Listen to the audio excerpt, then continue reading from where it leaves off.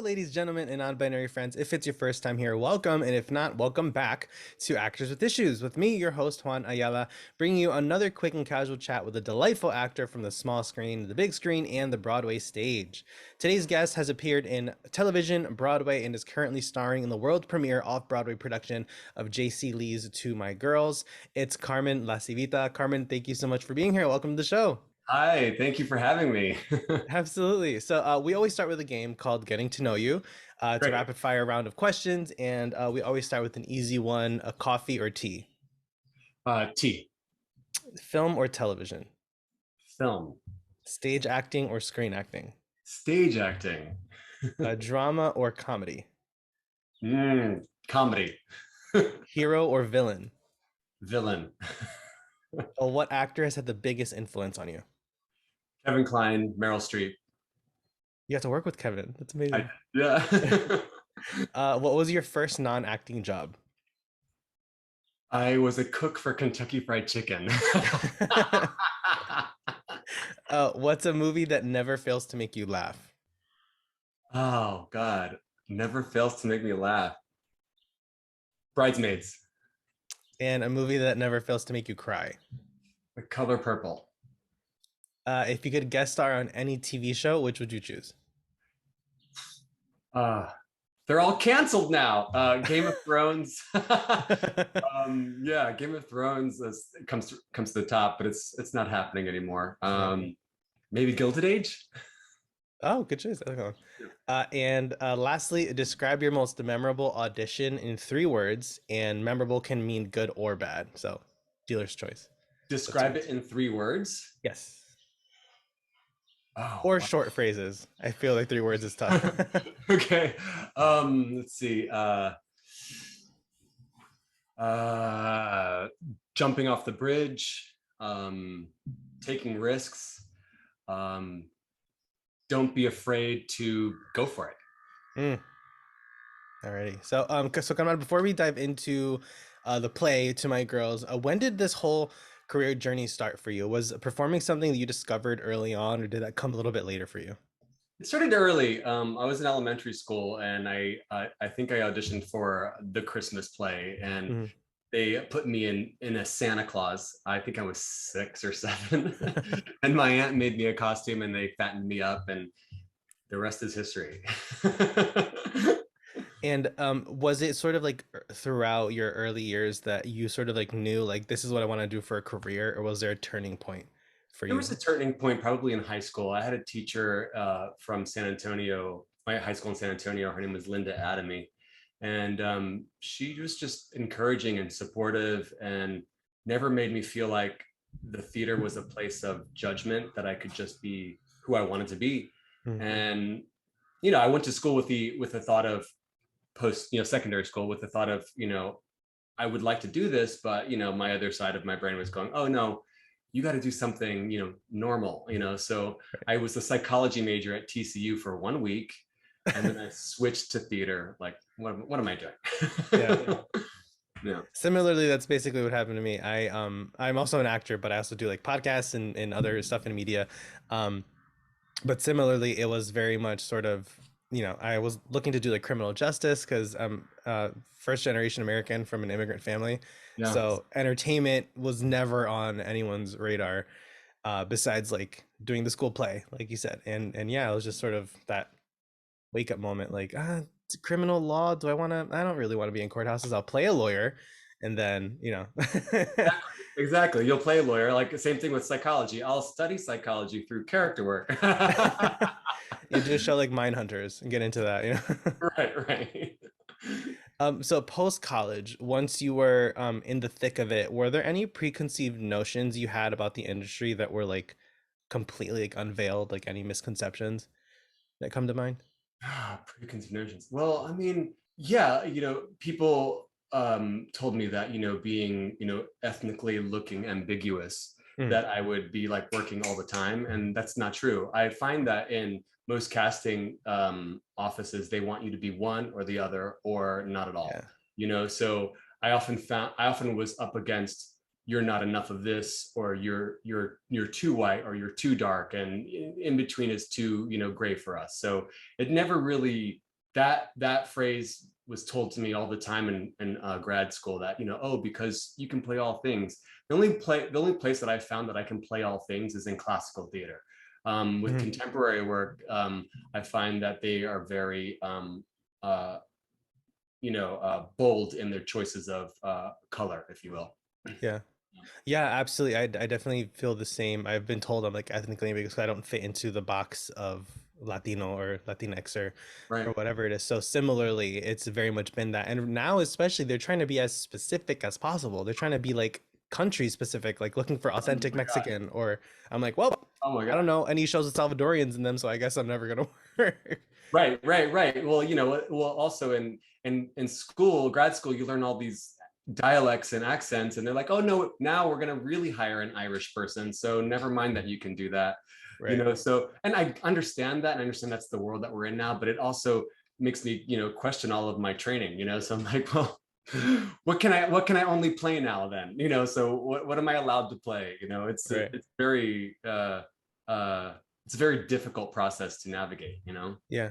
And it's also like, who's gonna tell all these teachers at these universities that they don't do that anymore? Like, Right. it's feels a little outdated, unfortunately. Right, totally. I mean, well, in grad school at Rutgers, I went to grad school at Rutgers, Mason Gross, and they spent the first 2 years wiping any regionalisms or accents out of all of us so Hmm. that we sounded general American. But now they want you to sound like you sound. So it's like, Right. Can't win. great. Glad I spent $60,000. Oh god. So fast forwarding to Two My Girls, a new play at Second Stage, and I got to see the show yesterday and Fantastic. absolutely loved it. It was just so funny and charming and thoughtful. Thank There's you. so many conversations in it that we've all heard a dozen times Oh my amongst God. friends, and it's just like, this is on stage now. This is weird. I know. Uh, but yeah, so with that show, so before we dive into like the content of it, what was your whole audition process like given the pandemic and the world of self tapes Oh my that we're God. in?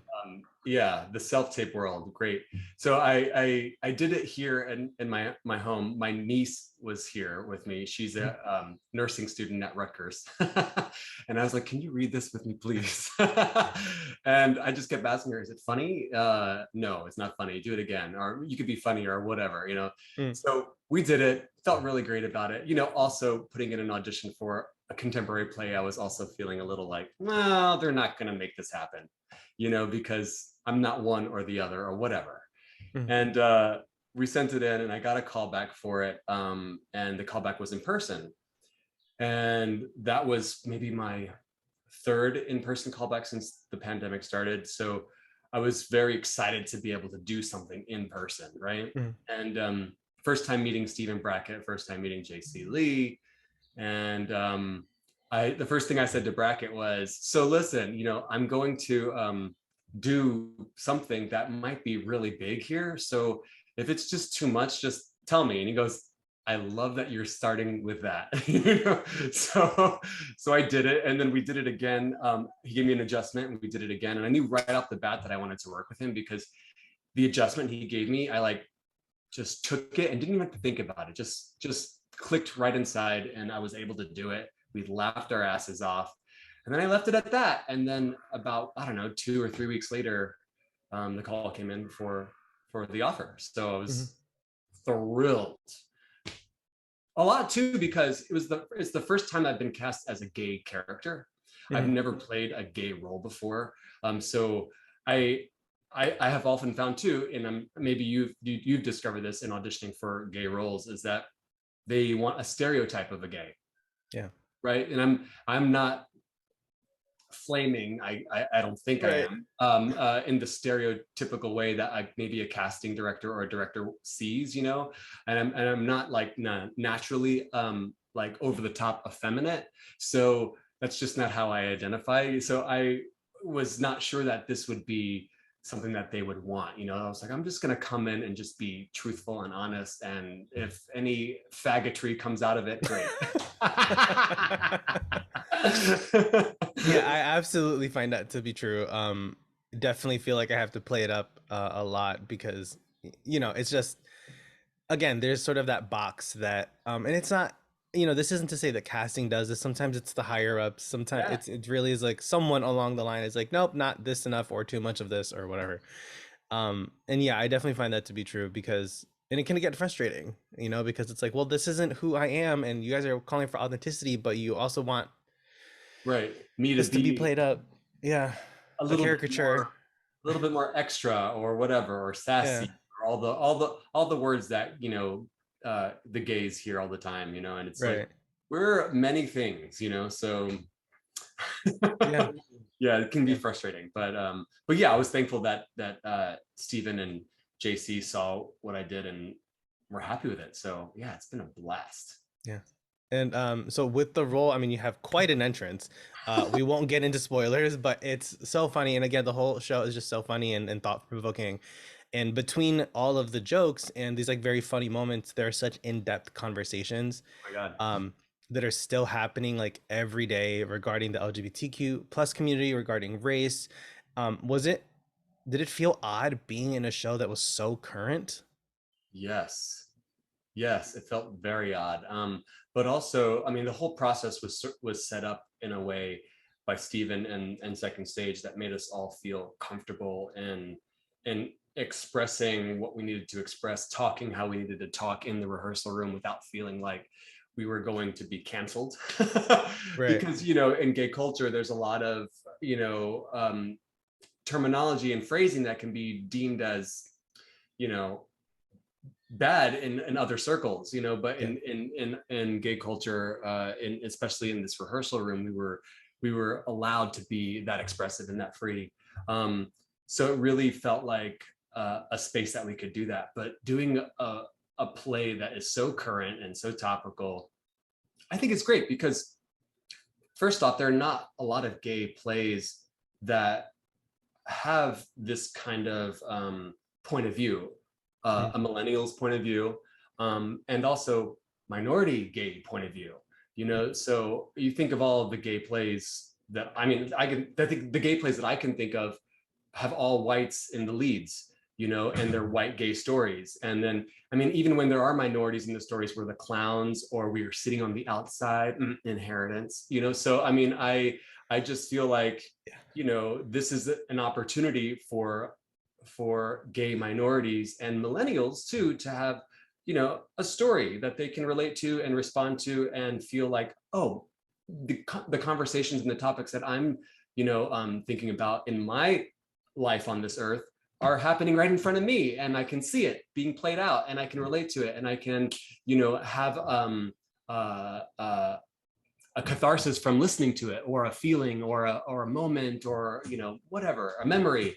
So I'm glad that I'm in a play that is so, topical and so like at the forefront of all this stuff right now.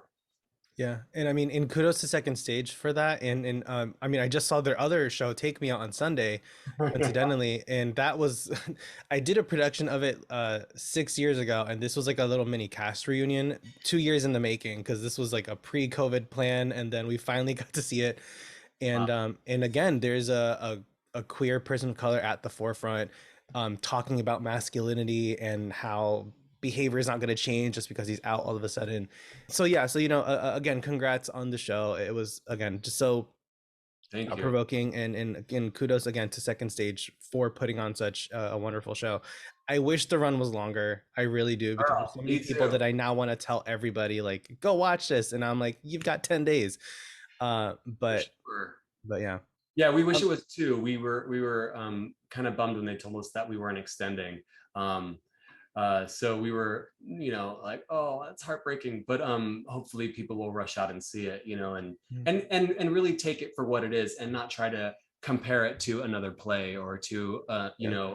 an idea of what a gay story should be, and just take it for what it is and enjoy it and come out of their homes and just laugh and feel something, you Mhm. know. Yeah.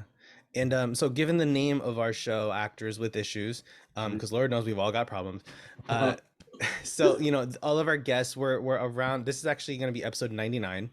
Nice. So we're right around the corner from 100. And with all of our guests, topics have come up of imposter syndrome, audition anxiety, lack of diversity, as we've been talking about. Is there an obstacle that you have overcome that you're okay sharing with our audience of young actors and artists? Wow. An obstacle that I've overcome, like a personal obstacle. You know, wow. I mean, anxiety for auditions has always been a tough one, and it never goes away. Mm. Just when you think that, that you've conquered it and that you've been able to, master, what you're going to do. I think the smaller you make your goals for an audition, the better success that you'll have. Like Mm. I go into an audition thinking, okay, I'm just going to not embarrass the casting director that called me in for this, because she believes in me, and I just want to make sure that I don't embarrass her because she put my name on that table and said, you got to see this actor. So if I think about smaller goals, then I feel like I can achieve those. But if I think about, if I don't get this job, what am I going to do? Those goals are so big that I can't control that, but I can control what I'm planning on doing in the room. Setting my moments, setting my posts of like, this is where I need to hit in this moment or in that moment, but then also just, in a smaller, bigger goal, not to embarrass the casting director, is Mm. something that I do, or trick myself into doing, so that I don't go in there thinking way ahead before I even get a callback for something. So yeah, I'll go with that as an obstacle. Awesome. Well, unfortunately, we're almost out of time. But again, thank you for such a wonderful conversation. We're gonna wrap up with our final game called Now That We've Known You, since we've gotten to chat for the last 20 minutes. It's a non-rapid fire game, so feel free to take your time. Okay. Uh, Fill in the blank. If Okay. I weren't working in the arts, I'd be. A tennis professional. I read that. So let's go into that really quick before we wrap up. So you're like, that's like a thing. You're a tennis Yeah, pro. yeah, it is. I played tennis since, I don't know, I was 10, and I played it in high school, and I played it in undergrad. And then, of course, I had to get serious about it. And then I reconnected back with it in grad school. And then I started coaching for the USTA and some junior leagues in New Jersey and in New York. And then I ran a tennis academy in Midtown at the Manhattan Tennis Academy, the Midtown Tennis Club, Mm. for years. And that was my day job when I wasn't acting. And it just sort of came out of nowhere. And when I stopped saying no to that job, this job, my real job, my acting job, started to happen more. So, universe, Yeah. Who would you trade places with for one day? Wow, who would I trade places with for one day? Whoa, that's a tough question. Wow, who would I trade places with for one day? Wow, like a celebrity, or just any Anyone. in any person, anyone. Oh God. Wow, you might have to come back to me with that one. I'm not sure. That's tough. Who would I trade places with for one day? I'm not sure. Next, what's the best advice you've ever gotten? The best advice I've ever gotten was probably from Kevin Kline. And he said to me, don't leave it to their imagination. They have Mm. no imagination. Give them everything concerning auditions. Mm. And he's right. He's absolutely right. When one of the things I did when I came into audition for Cyrano, when I did it with him, was I just came dressed like I was some foppish vicomte, and I had on like this tuxedo, I had on these gloves, I had these boots on, and I came in, and they told me I was going to be reading with him, and that alone was making me sweat. But I set a small goal: don't embarrass my friend who called me in for this, right? And he read with me with it, and I remember taking off my glove and slapping him with it, like for real, like across his chest, like as hard as I could, and the whole room just sort of went like they couldn't believe I just did that, right? Uh, And after it was done, he pulled me close and he said, "That was terrific." He's like, "Terrific," right? And then I was like, oh, just pouring sweat underneath my suit, just being like, oh, I can't believe I just slapped Kevin Kline. And I left, and of course I got the part. Right. Oh man, there you go. That's how you make a memorable audition, you know. Yeah. But I didn't like, slap him out of anger or anything. But he, I'm sure saw it coming because I took it off slow and I went like that with it, like it's coming, and Yeah. like that across. It was not a Will Smith, Chris Rock sort of situation. Oh boy. Oh God. What's the worst advice you've ever gotten? Oh God. The worst advice I've ever gotten. So much to choose from, I'm sure. Yeah, I right. feel like actors get the worst advice. Yeah. Maybe some of it would have been concerning how to handle the business aspect of it in grad school. Mhm. We had it for like a semester, and it wasn't enough of that, because when you get out, of course, you realize, oh, I have to do so much of this business aspect. And we had like a semester of it, and most of the advice in that semester wasn't anything valid or anything that I have actually held on to. And some of that advice concerned headshots, concerned like, asking for an appointment, or a meeting with an agent, or a manager, when I think advice that I could take from that would be to not be so detailed when you're trying to reach out to somebody, but maybe just keep it simple. Mhm. Like just short and sweet, and keep it simple. Don't waste anyone's time, and don't assume that everyone is you know ready to open your envelope. So have a reason to reach out to somebody, but when you do, keep it simple. Lord knows agents and reps and all of them have like so much on their plate already. Yeah, They don't have time to read through a 6-page resume or right. Or a dissertation about what you've been doing, or all your callbacks or whatever. So it's like, right. just have a reason to contact somebody. Hopefully it'll be because someone else sent you to them, but not for just spewing out what you did in the last month. Right. Yeah. Save your postage, if anyone does postage anymore. Did I just Right. Like no one's date myself? I mean, people, whenever I'm like doing a workshop or something, someone will always ask like, "Oh, like, do you prefer like postcards to the office?" And everyone's like, "We're not at the office Yeah, anymore." there is no So, office. yeah. Everything's like virtual, right? Yeah. Auditions even too. I'm not sure we'll ever go back to in person, especially because I feel like casting directors are like, this is a lot easier for us. I don't know. But Yeah, I agree. that setup is really, has been a real like navigating process for all actors. Just Mhm. having something that sounds good, looks good, it's good lighting. It's like, where do I do this in my small home? Right. What was your biggest takeaway from the pandemic? That I needed to make time for the things and the people that I really love. Mm. Um, whether that be in my career or whether that be in my personal life, that I needed to stay present when I was with them. And then also to allow space for my career and for the people that have love for me and I have love for, so that it was just like an ongoing cyclical, like I'm in the moment receiving and giving this to this person or to myself, taking care of myself before I take care of others. I'm quoting someone on that. That's Robin Arson from Peloton. She's Mm. been a savior for me over the pandemic, but she's right. It's, take care of yourself so that you can give to others.